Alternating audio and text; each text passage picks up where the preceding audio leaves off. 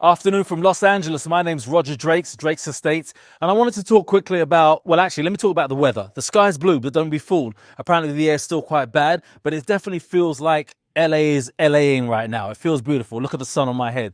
Anyway, I digress. There's a video I've seen a few times, and there's this guy talking about not actually owning real estate, even when you think the myth is, we bought a property. Yay, we own a property. Check out this video. Check out what he's saying. Does anyone else find it strange that nobody in America actually owns their home? I know a lot of people think they own their home. They took out a mortgage, they paid it for 30 years, they paid it off, and now they own it. But they don't, because the government does. The actual homeowner of every house in America is the government. Because here's the thing, if you actually own something, once you paid for it, you get to keep it. But that doesn't happen with houses. Think it through logically. In order to purchase a home, a person has to make money from a job, which is money that the government's already taxed. Then they need to spend that money on the home, which the government taxes. And then while you're living in that home, you have to pay utility bills, which the government taxes. You have to pay for insurance, which the government taxes. You have to pay for repairs. You have to pay for upkeep, all of which the government taxes. And then once you get to the point that you have completely paid off your home, you still have to pay the government for the privilege of living in the home that you paid off in the form of property taxes. And property taxes just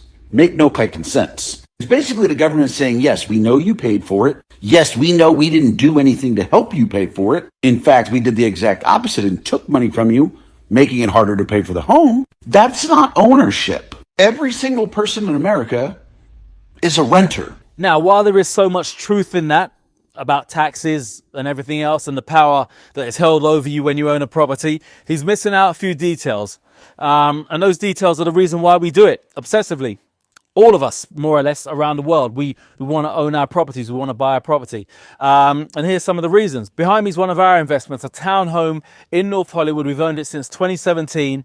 It represented a long-term investment, a long-term goal. And that's how it works in real estate. The longer you keep, the more you stack, the more it grows, and the better off, you look. Yeah, you're getting older. You might want to enjoy your money doing other things, but it is one of the few sure ways to grow your money.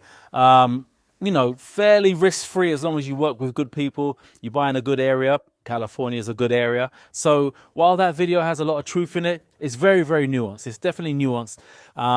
So now this property is been rented for a few years now. Cash flows positively every month, and it's still growing in equity to the tune of probably over 300,000 since 2017, which, do the math, not too bad.